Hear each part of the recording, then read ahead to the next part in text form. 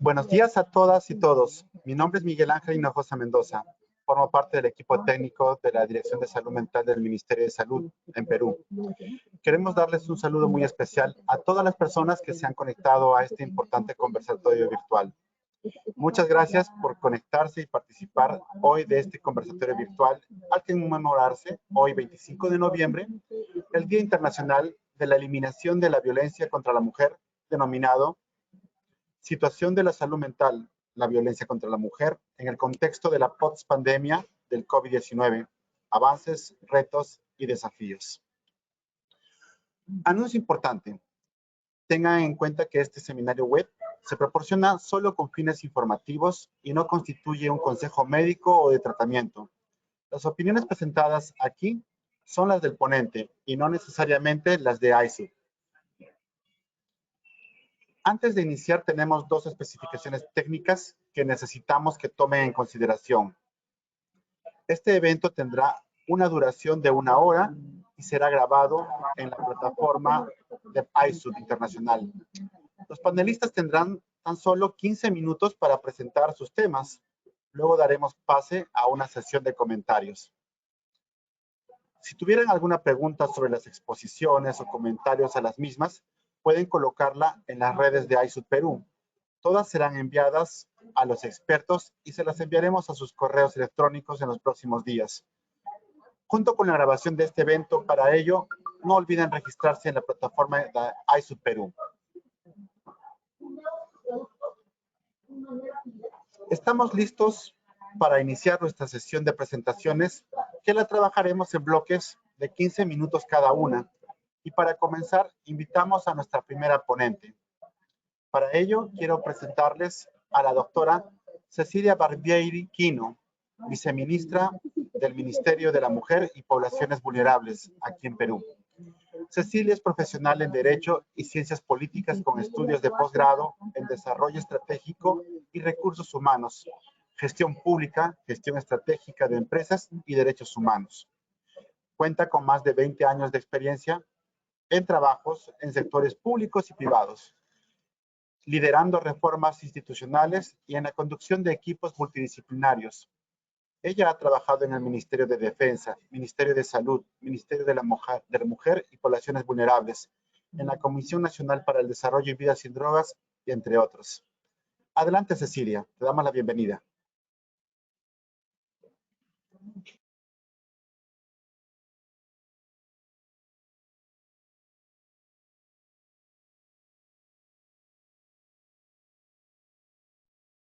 Buenos días con todas las personas asistentes a este importante seminario web titulado La situación de la salud mental, la violencia contra la mujer en el contexto de la pospandemia del COVID-19, avances, retos y desafíos.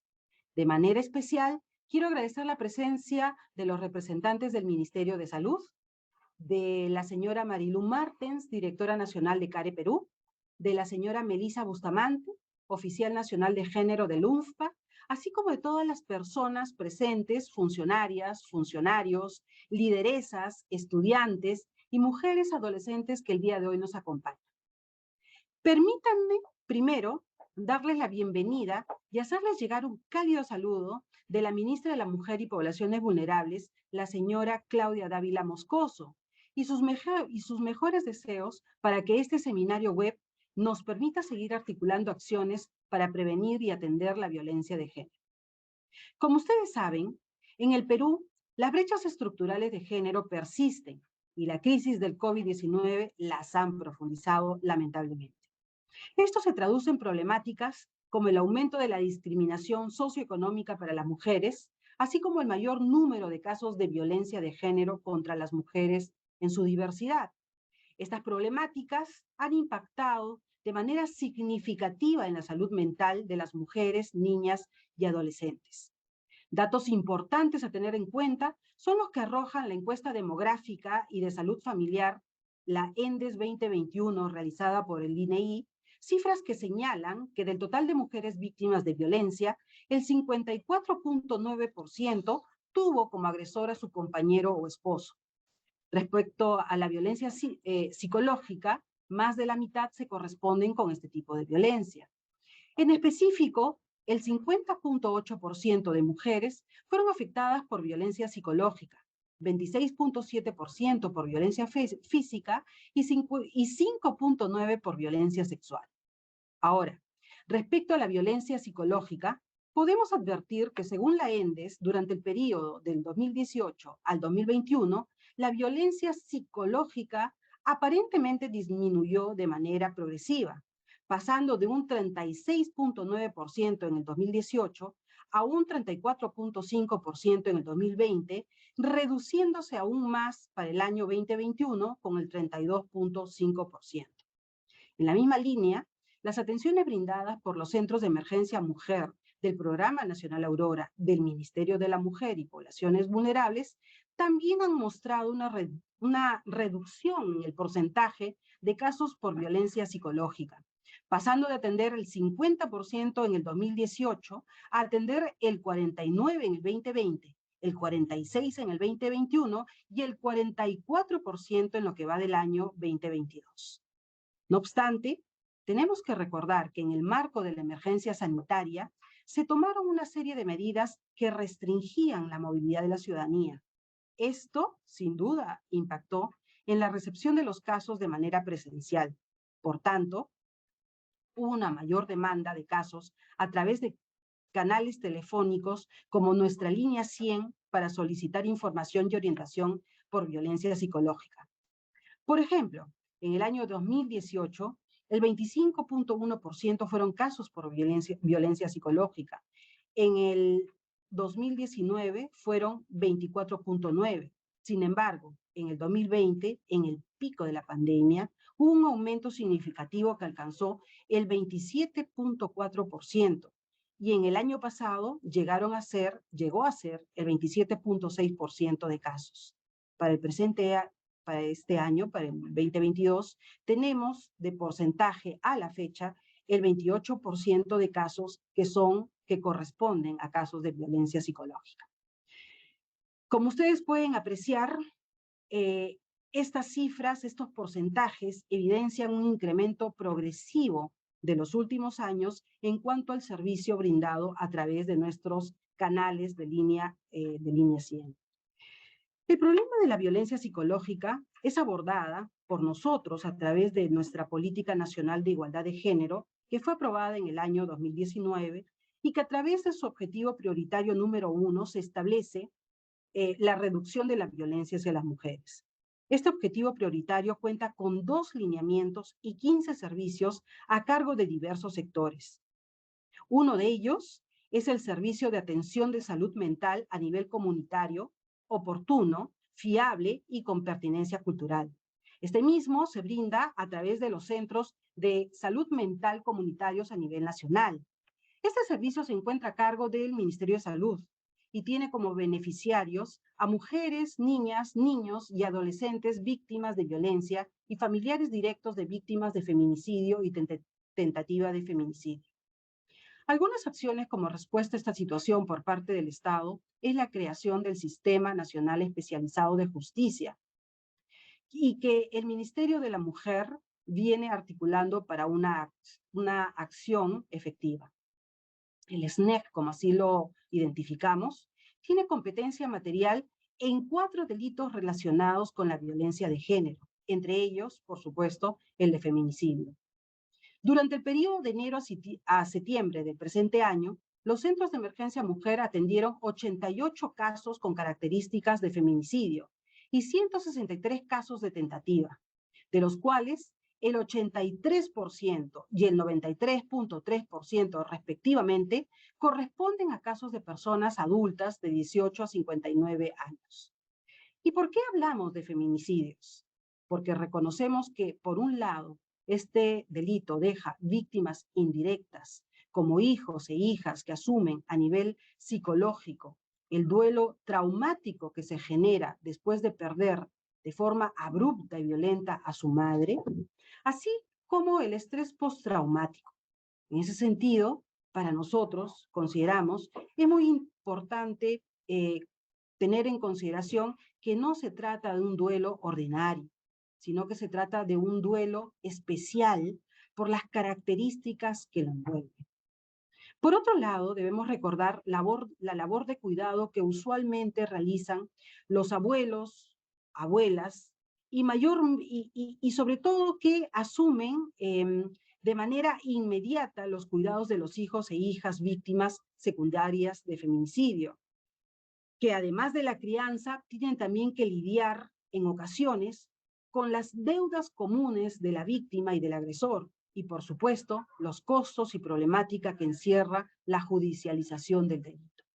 En general, esto conlleva a que las víctimas indirectas caigan en una suerte de trauma secuencial. Esta problemática se ve más agravada si consideramos la data del Programa Nacional Aurora, que señaló para el año pasado, 2021, que solo el 8.2% de las personas usuarias dependientes de una víctima de feminicidio recibieron tratamiento psicológico y ninguna recibió tratamiento psiquiátrico. De otro lado, en materia de prevención, es importante que ustedes sepan, queremos compartir con ustedes, que mediante Decreto Supremo 22-2021-MIN, se aprobó la Estrategia Nacional de Prevención de la Violencia de Género contra las Mujeres, Mujeres Libres de Violencia, con el propósito de orientar la labor del Estado frente a la violencia contra las mujeres a través de acciones multisectoriales en multinivel, es decir, con los gobiernos subnacionales. Específicamente, se establece la necesidad de integrar el enfoque de género en el quehacer institucional de todos los sectores, enfatizando la importancia de identificar los problemas de la salud mental en los agresores para prevenir la violencia de género contra las mujeres. En esa línea, y en coordinación con el MINSA, venimos desarrollando acciones para superar las dificultades presentadas en la etapa probatoria de las denuncias de violencia de género. Todos sabemos muchas veces que no todos los informes psicológicos son tomados en cuenta por los órganos que administran justicia. Por lo tanto, en aras de superar estas dificultades, estamos en proceso de mejorar nuestros instrumentos en acción conjunta, no solamente con el MINSA, sino también con el Ministerio Público. El objetivo es estandarizar los informes psicológicos emitidos tanto por las entidades del MINSA, así como por los centros de emergencia mujer de nuestro Programa Nacional Aurora, en aquellos casos de violencia física, violencia psicológica, así como la violencia sexual. Ello con el fin de evitar la impunidad de dichos casos. Esto nos permitirá marcar un hito importante en los procesos de articulación intersectorial en favor de las víctimas de violencia, porque acercará los servicios de justicia y protección hacia las mujeres y evitará las situaciones de revictimización de la mujer dentro de un proceso judicial. Sin duda, las acciones desarrolladas nos plantean nuevos desafíos, como el seguir fortaleciendo la articulación con los sectores involucrados en la ruta crítica de la atención de violencia contra las mujeres y los integrantes del grupo familiar.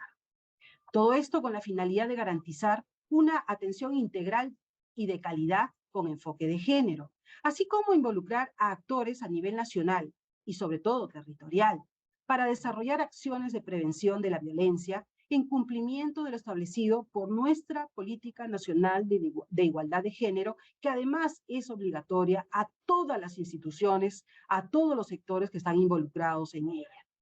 Un aspecto que no quiero dejar de mencionar es la gran tarea pendiente que tenemos respecto al apoyo psicológico a víctimas indirectas. Las cifras de Aurora son preocupantes respecto a la falta de atención tanto psicológica como psiquiátrica. Es por ello que actualmente venimos trabajando un proyecto de resolución ministerial para conformar un grupo de trabajo multisectorial de naturaleza temporal que nos permita revisar y actualizar ahí donde sea necesario los lineamientos con los que hoy trabajamos y que están orientados a combatir y reducir en la medida de lo posible el feminicidio y su impacto en la vida de las víctimas indirectas a través de acciones multisectoriales e intergubernamentales coordinadas bajo un único y solo objetivo. Finalmente, entre los desafíos que tenemos por delante, consideramos necesario reforzar la implementación del Centro de Altos Estudios que nos permitirá garantizar la especialización de las y los operadores con enfoque de género e interseccionalidad, a fin de asegurar que la Administración de Justicia garantice los derechos de las mujeres en su diversidad y se logre reducir las múltiples formas de desigualdad y violencia que nos afectan.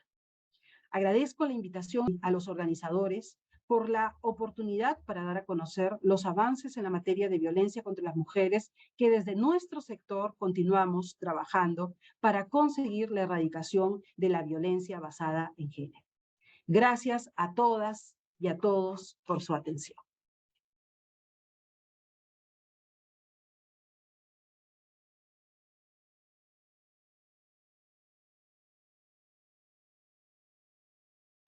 Muchas gracias, Cecilia. A continuación, presentamos a la doctora Vanessa Herrera. Vanessa Herrera también representa la Dirección de Salud Mental del Ministerio de Salud. Vanessa Herrera es médico psiquiatra comunitaria. También es terapeuta sistémica de familia y pareja. Es docente ordinaria y auxiliar de la Universidad Peruana Cayetano Heredia y docente invitada de la Universidad Nacional Mayor de San Marcos. Ella ha realizado estudios de género y desarrollo en la Universidad Nacional de San Marcos y también es integrante del equipo técnico de la Dirección de Salud Mental del Ministerio de Salud, en la línea estratégica de prevención y abordaje de la violencia basada en género. Adelante, Vanessa.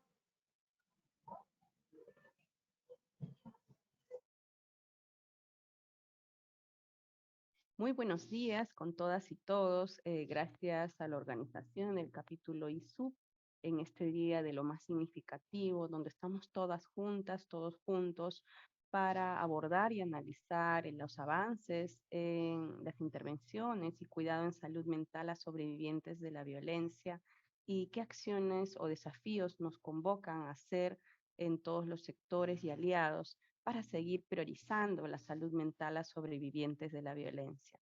Ahora me permitiré mencionar algún breve análisis y avances y desafíos sin duda que nos toca realizar en el contexto de la pospandemia.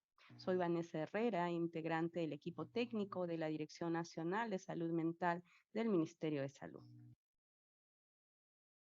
Antes de la pandemia, ya la violencia contra las mujeres era un problema de salud pública prioritario. La violencia contra las mujeres es transversal y ocurre en todo el país, en todas las regiones, en todos los estratos. Y el impacto a largo plazo en el proyecto y el desarrollo del proyecto vital es significativo y el impacto en la salud mental es realmente significativo, sobre todo a largo plazo. El trauma psíquico, la afectación psicológica por las secuelas de la violencia puede impactar a lo largo de su vida, impactar sin duda la calidad de la vida misma y a los otros cuidados en la salud física y salud sexual y reproductiva. Muchas veces esto no es visible, es invisibilizado o no es tomado de igual prioridad que la salud física o la salud sexual y reproductiva. Y este impacto lo vemos nosotros, los equipos de salud mental, muchos años después, con secuelas severas de depresión, estrés postraumático, problemas de conducta alimentaria, adicciones en mujeres, intentos de suicidio y, en general, afectación en los cuidados y repercusión en la familia y sociedad en general. Si bien ligeramente se ha incrementado a lo largo de los años los impactos en la salud o el reporte según los ENDES, pero lo cierto es que el 54.9% de las mujeres aún fueron víctimas de violencia psicológica, físico y sexual alguna vez por el esposo o compañero. Y según las estadísticas a lo largo de los años del Ministerio de Salud, podemos evidenciar que la violencia no ha cesado durante la pandemia, a pesar de que en las primeras olas había un subregistro y un bajón. Lo cierto es que a fines del 2021 ya superamos significativamente el número de reportes al año 2019, previo a la pandemia, con 192.745 personas atendidas por síndromes de maltrato en todos los establecimientos de salud del país. Esto ha superado ya actualmente al trimestre actual. Ante todo ello esta nueva ola de malestares emocionales que se superponen a la ola de la violencia y estas sindemias, nos corresponde visibilizar y redoblar esfuerzos ante las responsabilidades que tiene el salud para cuidar la salud mental de las sobrevivientes de violencia. Es importante precisar que tenemos la Ley 30364 y la Ley de Salud Mental y su reglamento, que designan funciones muy claras de los equipos de salud para mejorar la atención de salud mental de calidad, con enfoque de género, derechos e interculturalidad, y que realmente tengamos capacidades resolutivas para fomentar la salud mental, prevenir la afectación y también brindar cuidados integrales hasta la recuperación total. Eso implica que tenemos que decididamente fortalecer la capacidad resolutiva del personal de salud, generar marcos normativos que brinden orientaciones técnicas a los equipos, mejorar la actuación conjunta e intersectorial y destinar los recursos pertinentes y la inversión en salud mental clave para mejorar todos estos servicios. En ese proceso, a lo largo de estos años, ya antes de la pandemia, hemos trabajado intensamente para construir los pasos que operativicen la reforma de salud mental en nuestro país. Así tenemos ya alineamientos de política sectorial en salud mental, una norma técnica de centros de salud mental. Tenemos una serie de marcos que en el marco de la pandemia han ayudado a orientar y plantear intervenciones en la salud mental en el contexto de la COVID. Y también la actuación con los centros de emergencia mujer y la actuación y articulación interna con los servicios de salud sexual y reproductiva para mejorar la detección de la violencia en gestantes y también en los equipos del primer nivel y también en el abordaje de violencia sexual. Además, tenemos una guía técnica que pauta el cuidado integral de la salud mental en violencia de pareja, que en el contexto de la pandemia incluso la hemos actualizado para mejorar las precisiones de las orientaciones técnicas en sí. Entonces, para nosotros es de lo más importante la prioridad, el abordaje en poblaciones vulnerables, donde se encuentran a las mujeres, a la infancia, adolescencia, a las personas mayores, y la implementación de servicios de acuerdo al modelo comunitario, mirando a las redes integradas de salud, donde el Centro de Salud Mental Comunitario es un eje articulador y estratégico. En todo este proceso de la pandemia, un aspecto clave y avance contracorriente es seguir implementando los servicios para tener una mejor capacidad de respuesta ante las secuelas evidentes, dado que el agresor ha vivido dentro de la familia en este confinamiento prolongado y se han incrementado esas situaciones de violencia en todas sus formas. Entonces, el Ministerio de Salud, a través de la Dirección de Salud Mental, no ha cesado en la implementación, incluso en cada una de las olas, y tenemos a la fecha ya 248 centros de salud mental comunitario que tienen servicios de niñas, adolescentes, adicciones. Tenemos un proyecto GROW que implementa y fortalece las capacidades en los servicios de adicciones en todas las regiones del país sensible al género, mirando a las mujeres sobrevivientes de violencia y adicciones. Y tenemos también 44 unidades de hospitalización en salud mental y adicciones, más de 1.000 establecimientos de salud con 2.214 profesionales de psicología, 36 módulos de atención para casos de maltrato infantil, 57 servicios de atención para mujeres víctimas de violencia en el primer nivel de atención, servicios diferenciados que han sido implementados en el marco del nuevo programa presupuestal orientado por resultados. En medio de la pandemia, hemos creado la línea 113, opción 5, donde psicólogas y psicólogos del Ministerio de Salud han brindado los primeros auxilios psicológicos y orientación psicológica pertinente, la contención emocional, y muchas personas que tenían síntomas de ansiedad, depresión, insomnio, conflictos de pareja y señales de violencia han llamado también a nuestra línea, dando cuenta de ello, y hemos realizado las intervenciones pertinentes. Uno de los avances es la expansión de esa oferta de servicios de salud mental, dado que la brecha es enorme y percibe un incremento de las afectaciones y la búsqueda de ayuda, felizmente, de las personas y también de la mejor articulación, y entonces se enlaza más rápidamente. Recuerden que por tercer intento las personas todavía buscan primero ayuda al denunciar, luego tal vez los enlazan al Centro de Emergencia Mujer Comisaría y por tercer intento busca al sector salud, a veces a la salud física, y a la salud mental llega después. Entonces, tener una adecuada articulación es clave, porque si no se brinda ese acompañamiento, puede persistir en el ciclo de la violencia mucho más tiempo y los impactos en la salud integral van a ser mayores.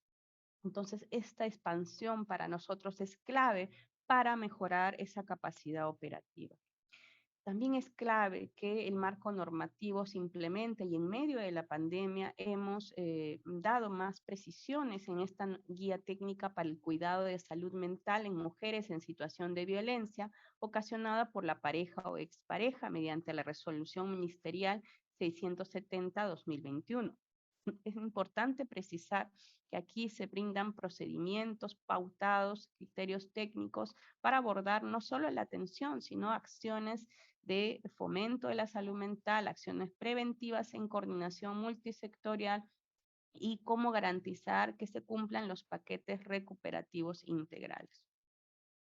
Un punto clave también que hemos visto estratégicamente es mejorar, para prevenir justamente la revictimización, es la articulación intersectorial para el abordaje de la violencia.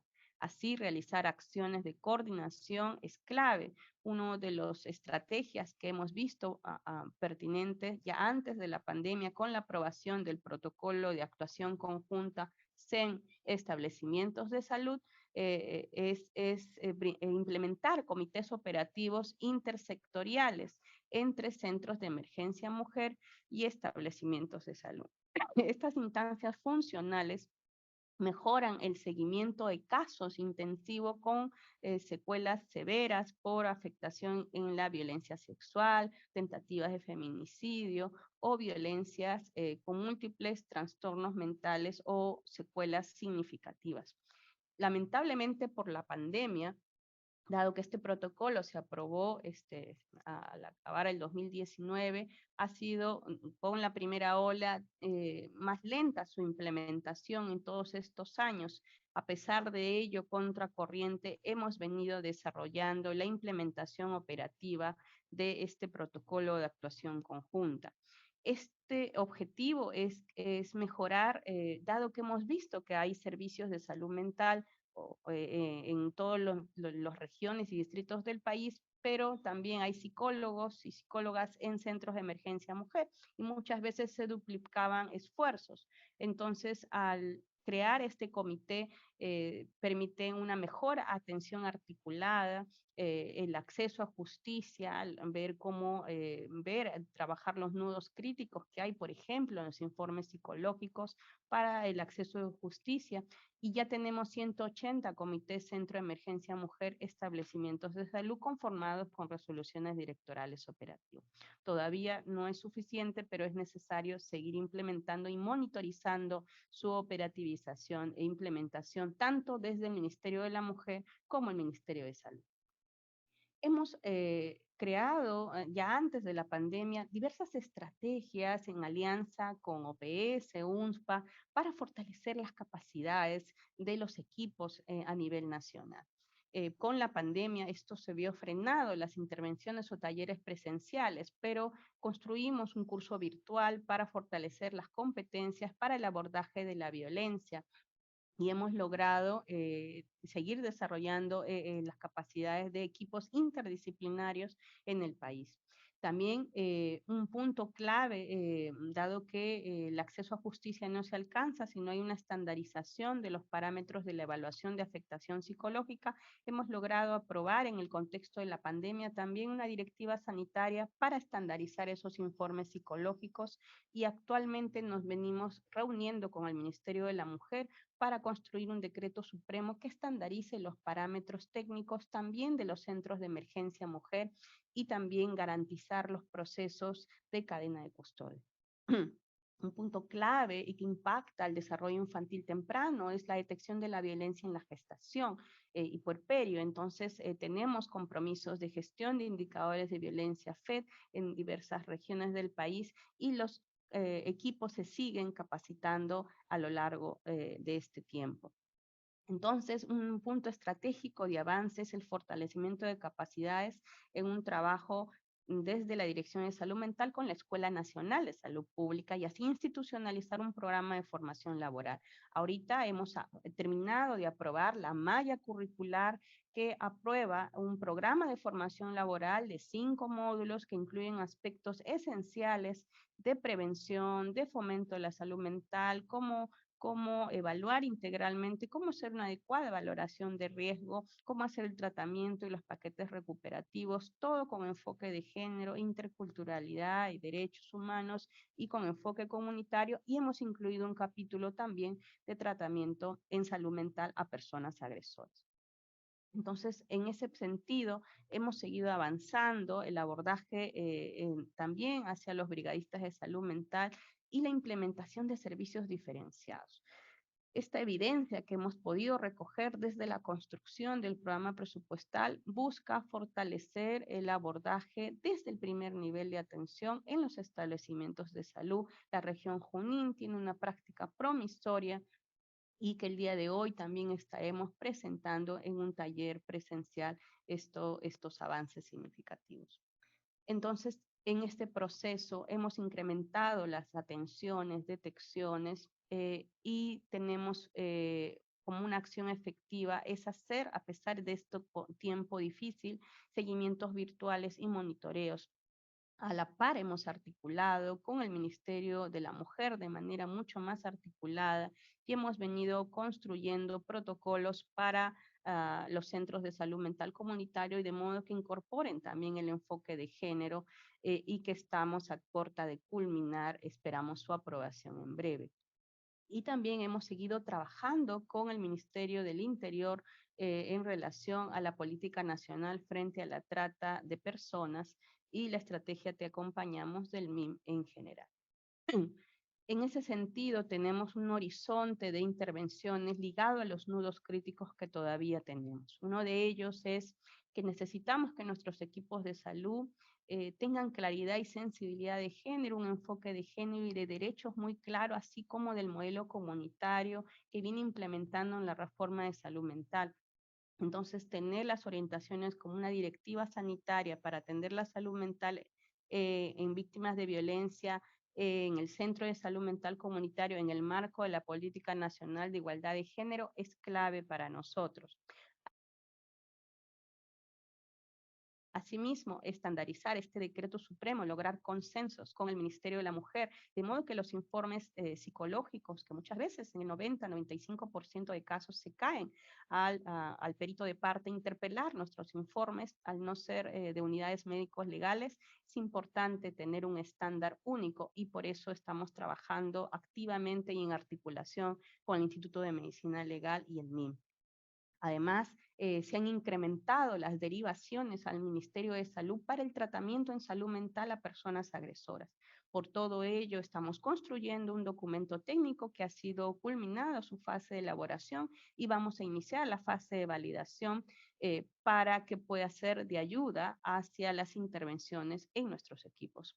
Y también hemos visto, dado el contexto de migración humana, sobre todo migración externa en este tiempo de la pandemia, un incremento de situaciones de vulnerabilidad a personas migrantes. Y estamos construyendo ya en fase de validación un documento que paute las intervenciones a migrantes externas con énfasis para el abordaje de la violencia y también esto puede ser oportuno y pertinente.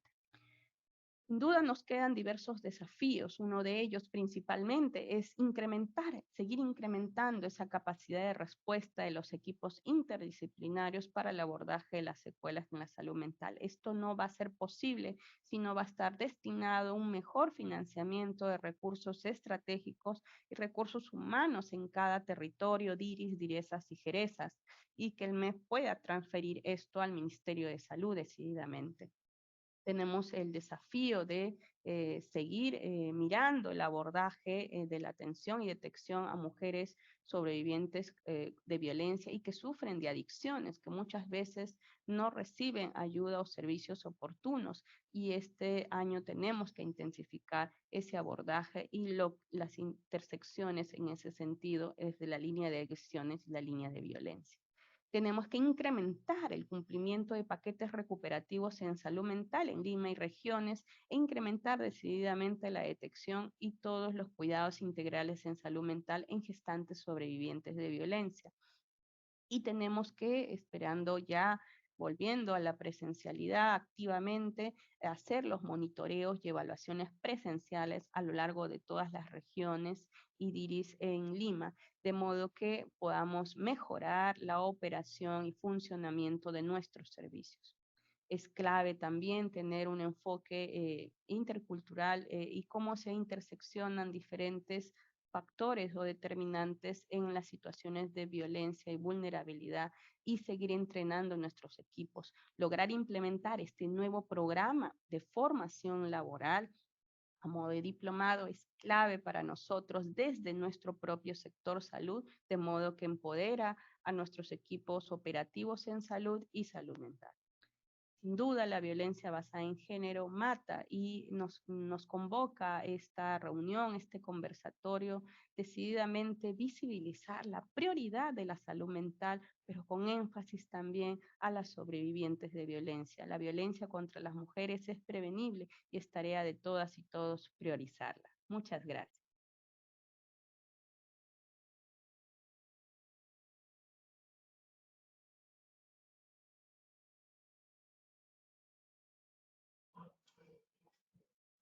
A continuación presentamos a la magíster Eulalia Cárdenas Cruzati.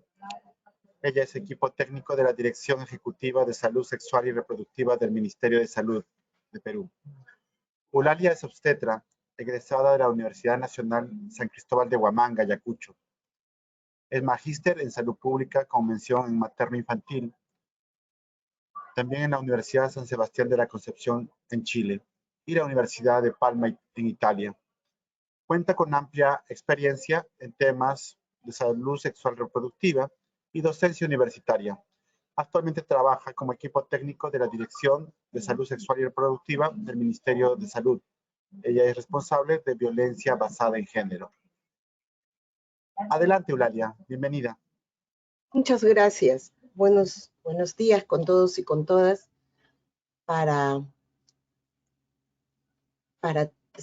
tratar el tema de la situación de salud mental, obviamente, como equipo técnico de la Dirección de Salud Sexual y Reproductiva, lo que me toca es trabajar el tema de violencia sexual, ¿no? Tiene que ver con la salud mental, obviamente, sin embargo, el tema de violencia sexual nos atañe directamente, ¿no? Para informar qué venimos haciendo al respecto y cuáles son nuestros desafíos. Bien.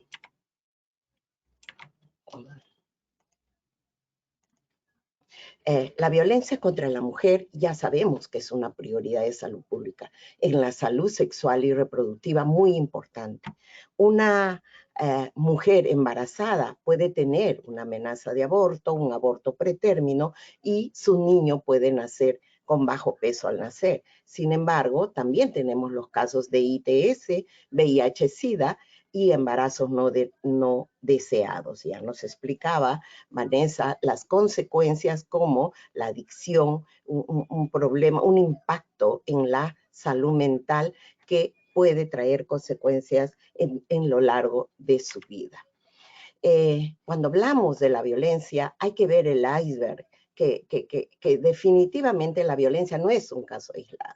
Seguramente vemos el tema de el feminicidio, el suicidio, pero obviamente esta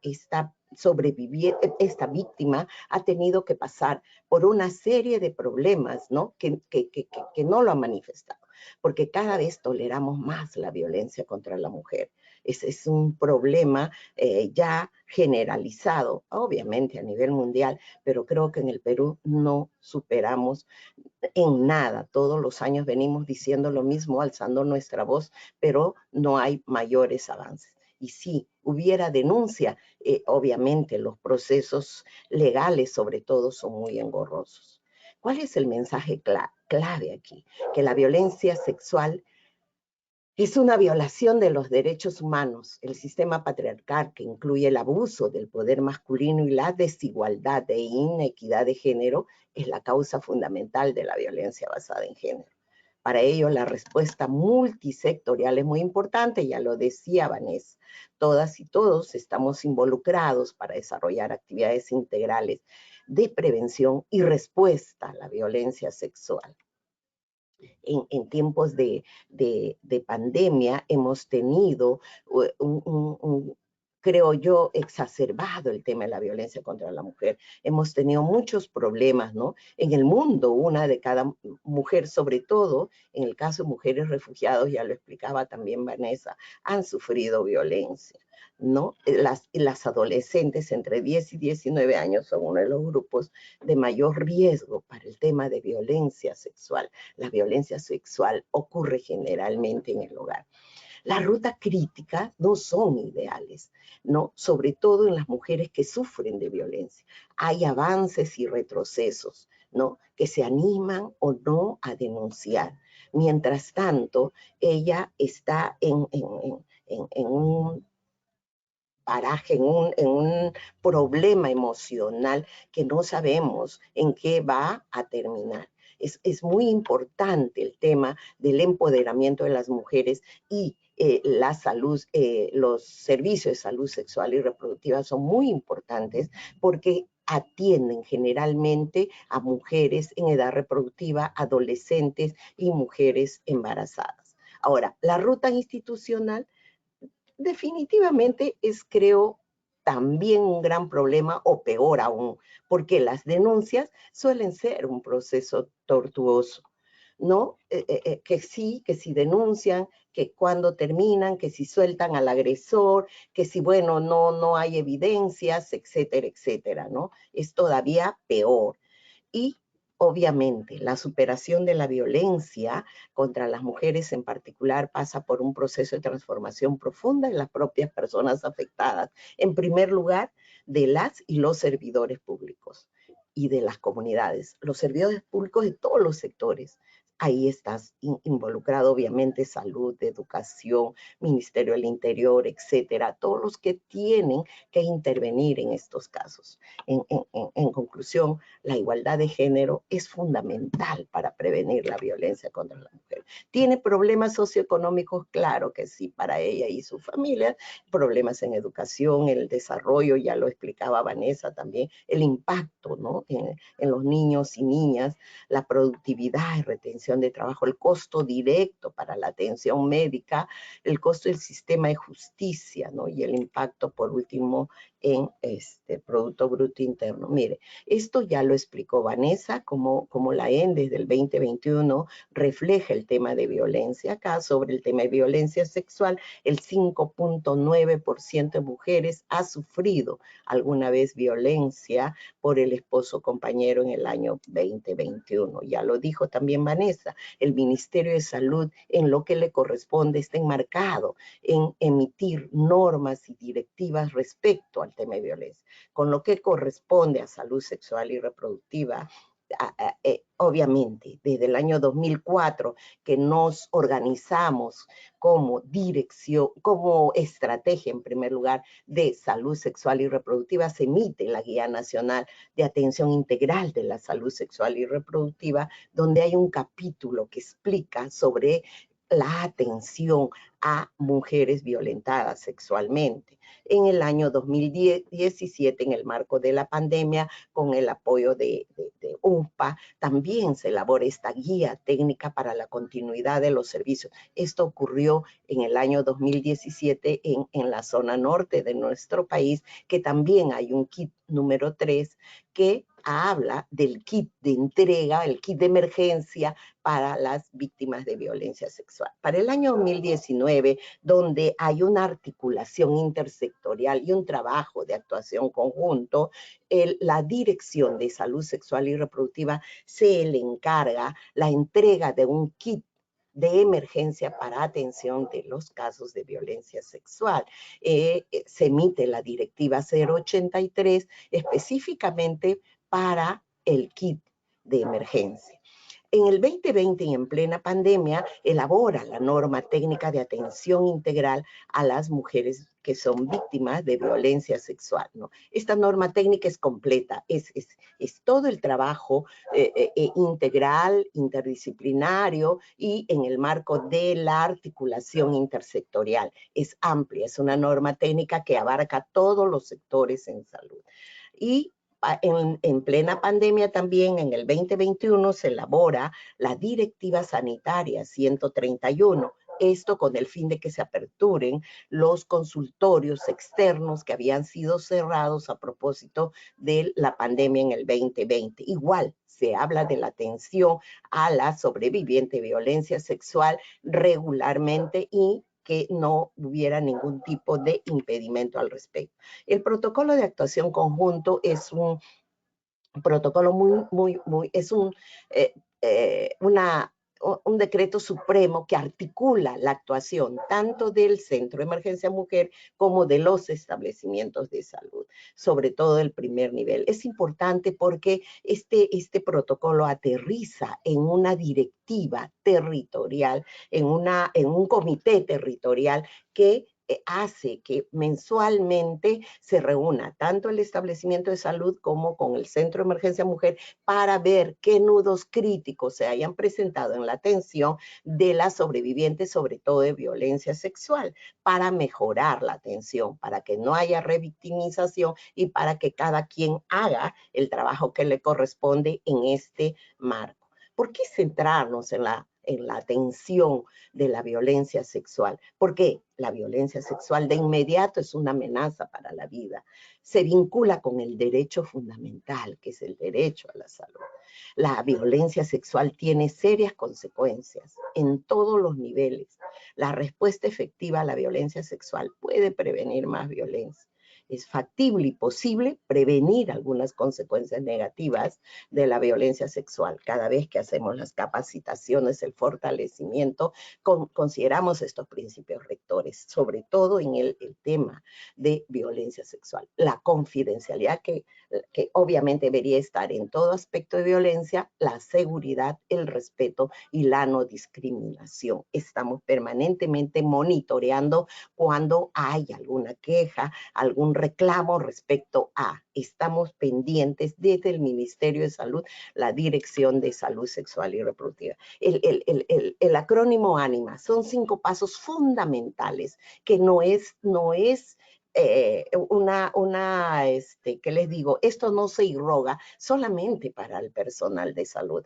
Este acrónimo deberían de manejarlo todos los que intervienen o todos los que participan en la atención de una sobreviviente de violencia sexual. Es muy importante. ¿Por qué? Porque de ello depende que esta sobreviviente acepte su tratamiento, qué sé yo, no, o sea, la vamos a empoderarla, vamos a, qué sé yo, en este momento que tiene una crisis emocional, la vamos a de alguna manera satisfacer sus necesidades prioritarias en primer lugar, ¿no? Este acrónimo son 5 intervenciones así, que significan y tiene mucho valor. Por eso también las capacitaciones lo ponemos como se dice, necesariamente que el personal se familiarice con el ANIMA. como por ejemplo, atención al escuchar, no juzgar y validar, informarse sobre las necesidades y preocupaciones, mejorar la seguridad y apoyar, ¿no? Cada uno tiene su significado y se da en el momento del abordaje. Esto es el abordaje primera línea al tener en nuestras manos a una sobreviviente de violencia sexual. El Código Violeta es una estrategia que se ha implementado desde la Dirección de Salud Sexual y Reproductiva para organizar el servicio de la emergencia y atender a la sobreviviente sin revictimizar. Esto, ¿qué supone? Que existe un equipo interdisciplinario que cada uno tiene sus funciones, inclusive para la articulación intersectorial. Es muy importante este Código Violeta y se viene capacitando sobre todo a los hospitales que reciben mayor cantidad de sobrevivientes de violencia sexual para ponerlas en práctica. Esto obviamente estamos iniciando la estrategia que creemos según modelos, sobre todo por ejemplo, de países como países internacionales como se me fue el nombre, el país británico, por ejemplo, que inclusive nos ha dado asistencia técnica para nosotros trabajar. Ya un modelo lo tenemos en el Hospital Daniel Alcides Carrión del Callao y venimos trabajando en la capacitación del personal. Acá es muy importante porque también se considera las primeras 72 horas de la agresión sexual para la intervención y la atención clínica. Es la conformación del equipo interdisciplinario, están los profesionales de la salud y las funciones que corresponde a cada uno. ¿Qué es el kit de emergencia para la atención a violencia sexual? Estos son productos preestablecidos que deben ser entregados en el momento que vamos a atender a una sobreviviente de violencia sexual. Están disponibles en los establecimientos desde el primer nivel de atención, obviamente en el marco de su capacidad resolutiva, ¿no? Es totalmente gratuito y no condiciona uso de DNI ni carnet de extranjería. Se atiende a todos, inclusive si fueran de e-salud, que tuvieran algún tipo de seguro, pero acuden al establecimiento de salud del MINSA, se atiende. Eso está escrito en todas nuestras normas.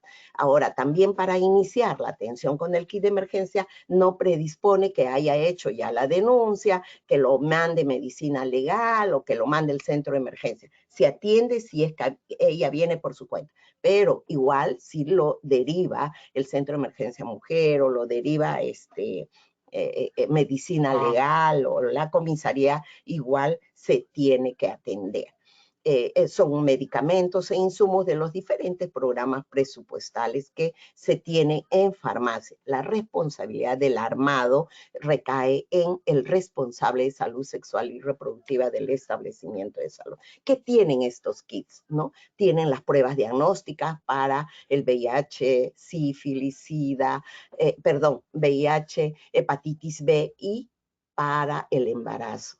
¿Por qué? Porque tenemos que saber su situación previa a la agresión sexual. Y se ofrece la anticoncepción de emergencia, los antibióticos para evitar las ITS, los retrovirales y la vacuna para hepatitis B. Todo esto conforma el kit y están en la emergencia hospitalaria y en los establecimientos de salud. ¿Hay que hacer seguimiento? Obviamente que sí, porque si ahorita le hago la prueba del VIH, debo de hacerle a las 6 semanas, a los 3 meses y a los 6 meses recién para darle de alta. Lo que estamos usando ahora, y en verdad nos alivia mucho el tratamiento preexposición, es el tenofovir, lamivudina y dolutegravir en una sola tableta.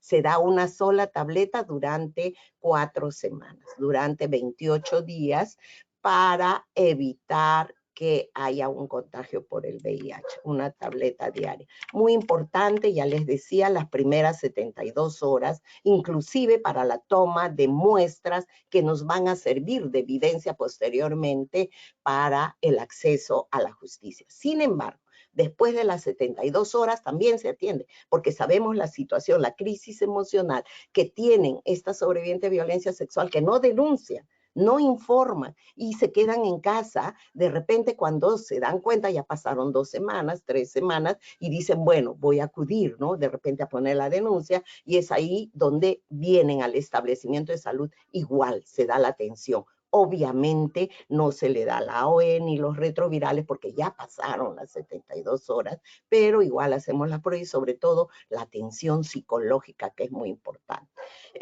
Detección de violencia sexual todos los días en el establecimiento de salud, en los servicios de salud sexual y reproductiva, ¿no? Ya sabemos que tenemos adolescentes con problemas recurrentes de ITS, ¿no? El consumo excesivo de alcohol, de sustancias que atentan contra su vida, el embarazo no deseado, la ideación o riesgo suicida. Todo esto se va detectando en el servicio. No es que solamente si viene por la emergencia la atiendo, no. Estamos detectando permanentemente el tema de violencia sexual. Y el tratamiento para adolescentes es diferenciado, obviamente, ¿no? Tenemos los establecimientos con horarios diferenciados, servicios diferenciados. Se le informa que es sujeto de derecho, que puede hacer la denuncia. Ojo, también recomendamos que la entrevista con la adolescente sea una sola vez. Obviamente hay que identificar las necesidades del adolescente. ¿Por qué? Porque de repente requiere salir de ese ambiente. La violencia está en casa, muy bien, ¿dónde la llevamos, no? Entonces la articulación con el programa Aurora es muy importante. Y ya lo dijo Vanessa también, que la articulación multisectorial es muy importante. El problema no es solamente de salud, no, el problema no es solamente el Ministerio de la Mujer, es toda una articulación que debemos de hacer para lograr sobre todo el acceso a la justicia de estas sobrevivientes violentas. ¿Hay barreras para los servicios? Sí, hay barreras. Todavía la sobreviviente tiene miedo a ser descubierta por el agresor. Desconoce que existen estos servicios disponibles para su atención. Falta de dinero, falta de confianza en el sistema de salud. No tiene tiempo de buscar ayuda. Falta de privacidad en la consulta médica, estigmatización por la misma comunidad o familia, preocupaciones por la seguridad en áreas de conflicto y las actitudes negativas del equipo de salud. Todo esto impide que el 100% de sobrevivientes de violencia sexual acudan a un establecimiento de salud.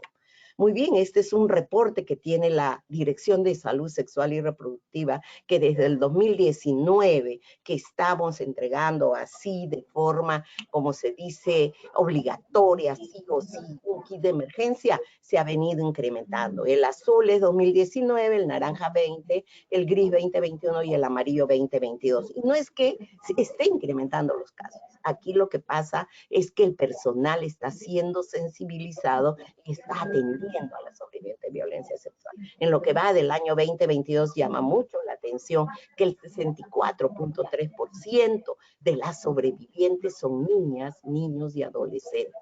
Más de la mitad de los casos. Bueno, esto está ocurriendo todos los años y el Centro de Emergencia Mujer también nos dice lo mismo. ¿Qué estamos haciendo? La capacitación. Ya lo dijo Vanessa, en conjunto con Salud Mental, Salud Sexual y Reproductiva, trabaja el tema de la atención integral a sobrevivientes de violencia sexual, no solamente como violencia sexual, sino también la detección de violencia en las mujeres gestantes, ¿no? Es un indicador FED. ¿Cuáles son los retos? Lo dice la OPS, ¿no? Que hay que detectar a las mujeres que sufren violencia, salud sexual y reproductiva en sus servicios. Ese es el afán y ese es el permanente trabajo que viene haciendo, ¿no? Facilitar el acceso, ¿no? Para los servicios de salud. Tenemos que hacer más difusión, más información respecto a y contribuir a prevenir la violencia. La violencia no debemos apagar incendios, debemos prevenirlo, no deben ocurrir estos casos.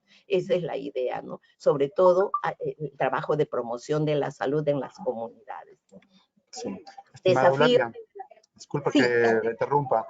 pero nos queda solamente un minuto para poder dar pase al panel de comentaristas. De acuerdo. Entonces tenemos que, en cuanto a la perspectiva de género, incorporar el enfoque de género, incorporar la identificación de consejería en los servicios de salud, desarrollar mensajes claves, invertir en transversalización de género en todas las intervenciones. Bueno, esto ya lo dijo también Vanessa, estamos trabajando para mejorar nuestros informes y en el marco de la ESI estamos trabajando con educación en regiones priorizadas como Loreto y Ucayali, también el tema de prevención del embarazo de adolescentes y prevención de la violencia sexual. Eso era todo lo que les quería decir. Muchas gracias. Agradecemos a la licenciada Eulalia por su participación en este importante evento. Ahora vamos a presentar a nuestro panel de comentaristas. A continuación presentaremos en este conversatorio a quienes nos compartirán puntos de vista de los temas disertados. Y es grato presentarles a Marilu Martens. Ella es directora nacional de CARE Perú y también es presidenta del capítulo AISUD Perú. Marilu es magíster en psicopedagogía de la Universidad Andrés Bello de Chile. Es directora de CARE Perú, como lo dije, desde el año 2020 y participa y es miembro en diferentes fundaciones culturales, empresariales y académicas en el país y en América Latina. En la administración pública ocupó los cargos de asesora en tecnología educativa, directora general y directora académica del Colegio Mayor Presidente del Perú. Asimismo fue asesora del despacho ministerial, directora nacional de educación básica alternativa, directora nacional de servicios educativos especializados y ministra de Educación del Perú. Adelante, Marilu.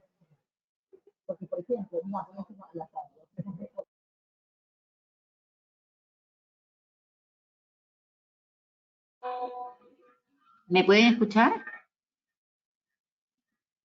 Sí, Marilu, escuchamos. Muchísimas gracias, Miguel. Bueno, antes que nada, es una alegría poder compartir este espacio con personas tan conocedoras, ¿no?, de la situación que hoy vivimos, que sin duda hemos avanzado, pero estamos muy lejos de donde deberíamos estar. Muchísimas gracias por las excelentes presentaciones y reflexiones que plantean importantes desafíos para atender la problemática de la violencia de género contra las mujeres en nuestro país. Como ya lo ha mencionado la viceministra Barbieri, la crisis ha profundizado las brechas y la prevalencia de la violencia. Estas definitivamente afectan la salud mental de las mujeres. Y además también podemos agregar que en muchos casos el abuso del alcohol y las drogas pueden presentarse como uno de los factores que intervienen en sus manifestaciones. Por ejemplo, estudios que respaldan que el abuso del alcohol es común entre agresores y que bajo su influencia incrementa el nivel de la agresión.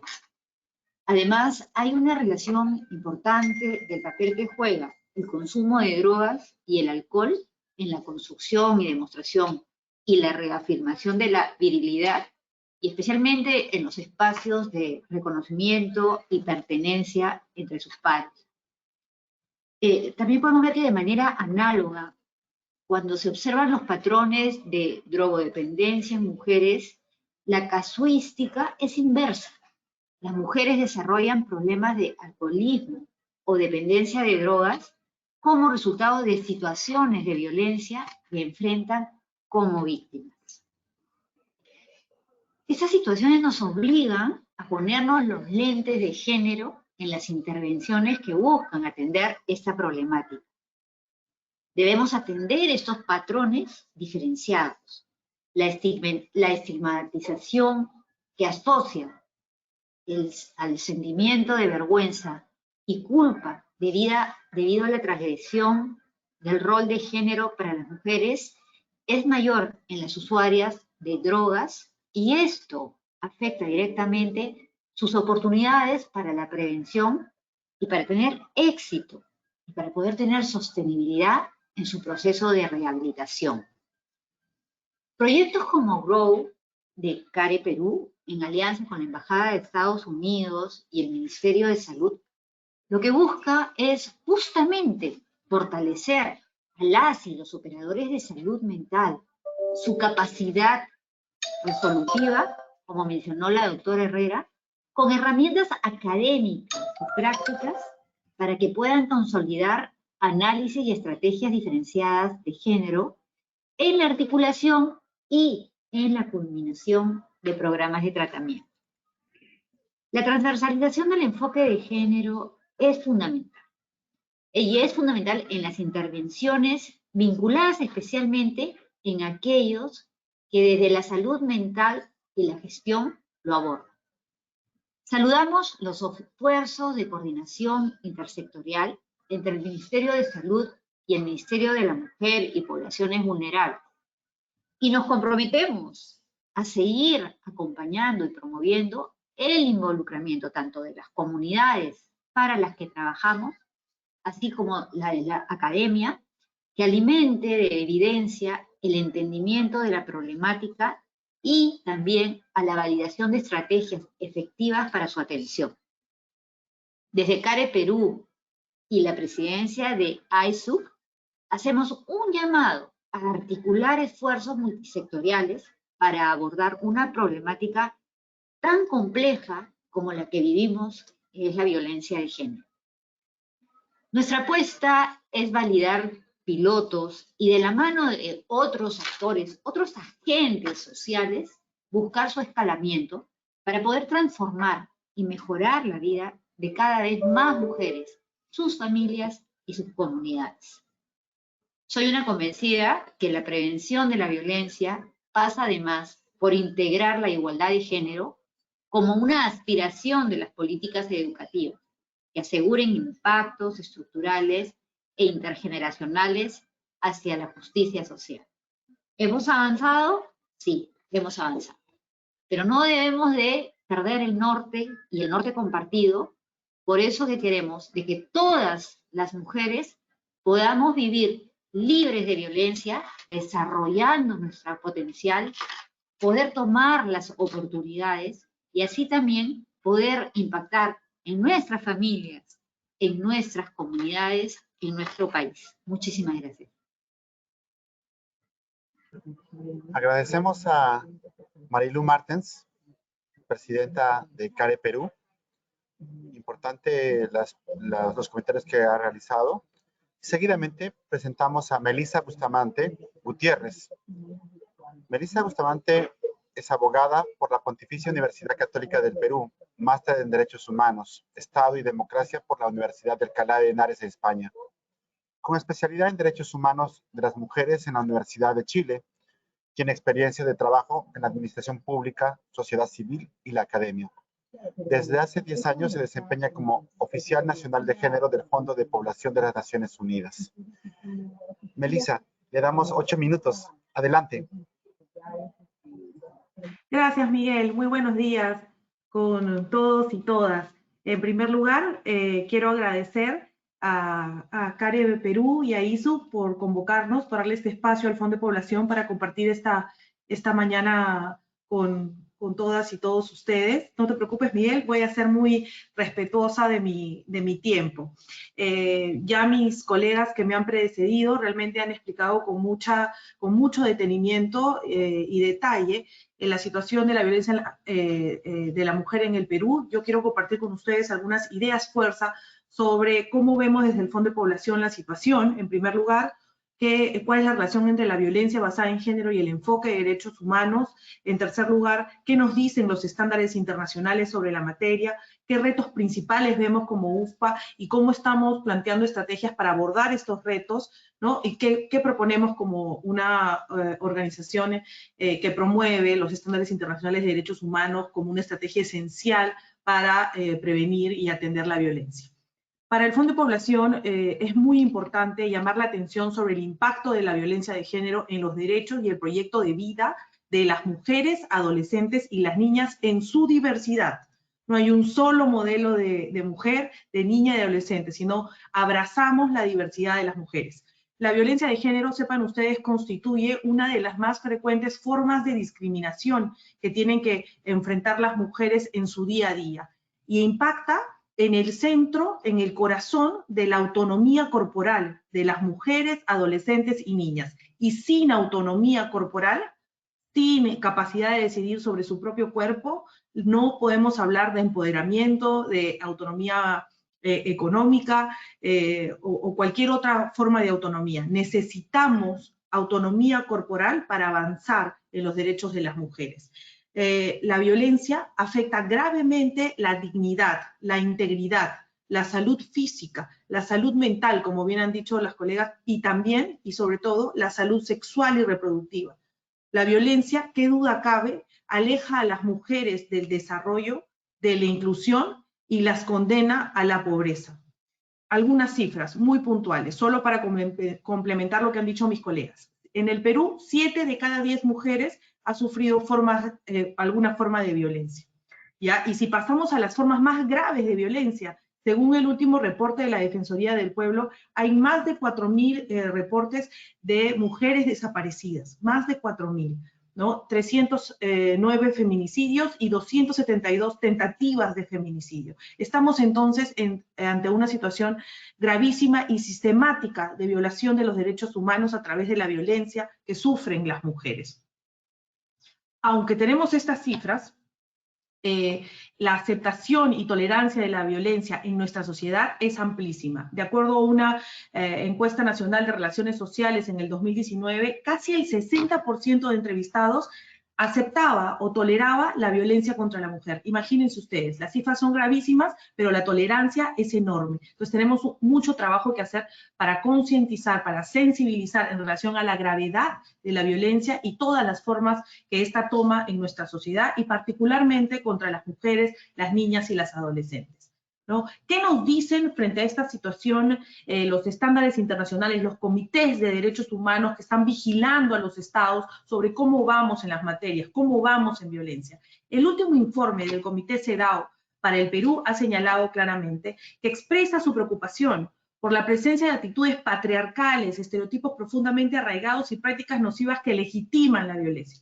Por supuesto, el alcohol, las drogas exacerban estas situaciones, pero realmente la causa de la discriminación estructural que sufren las mujeres en el país y que está a la base de la violencia y de todas sus formas es el patriarcado, las relaciones profundamente estereotipadas que asignan a los varones poder y a las mujeres una situación de subordinación, ¿no? Ahí está la base de la legitimación de la violencia, y el Comité para la Eliminación de todas las formas de discriminación de Naciones Unidas lo ha querido relevar para el Perú. Y además ha dicho, no quiero quedarme solo en llamar la atención sobre esta situación de estereotipos que legitiman la violencia, sobre normas sociales que hay que deconstruir para avanzar en la protección de las mujeres y las niñas. Quiero llamar la atención también, dijo el comité, sobre la situación difícil que tienen que enfrentar las mujeres, adolescentes y niñas que sufren violencia, particularmente violación sexual, cuando se animan a denunciar y acceden al sistema de justicia.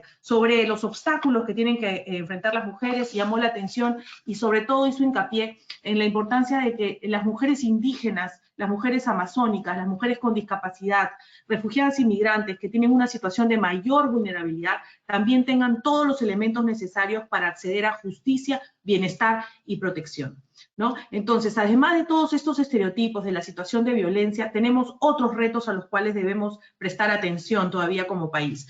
En primer lugar, la necesidad de fortalecer una respuesta coordinada frente a la violencia basada en género. Este no es un asunto, como también han dicho mis colegas, del Ministerio de la Mujer únicamente, es un asunto que nos convoca a todos y a todas.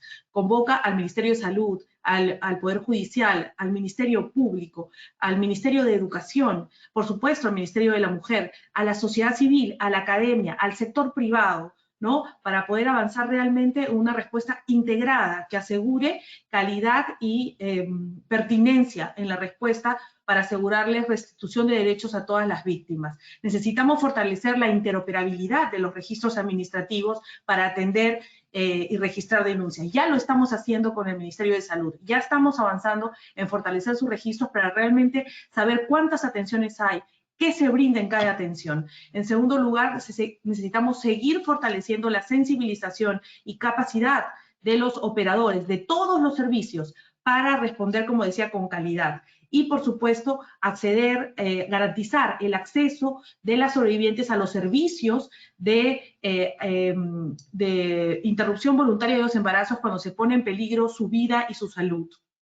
En esa línea, y reconociendo la relevancia de apoyar a los estados en la prevención y atención de la violencia de género, el UFPA tiene como entre sus prioridades erradicar todas las formas de violencia y prácticas nocivas, y brinda asistencia técnica y financiera al Estado, a la sociedad civil, a la academia y a otros actores clave para implementar estrategias de prevención, desarrollar trabajo con varones y promover masculinidades positivas, erradicar todos los estereotipos de género y garantizar servicios esenciales centrados en las necesidades de las sobrevivientes. Los servicios de protección y de asistencia a las víctimas deben estar centrados en sus necesidades. Permítame terminar, Miguel, nada más, con una frase recientemente acuñada por nuestra directora general, la doctora Natalia Cane. Les dejo con esta frase. La violencia contra las mujeres y las niñas es completamente prevenible.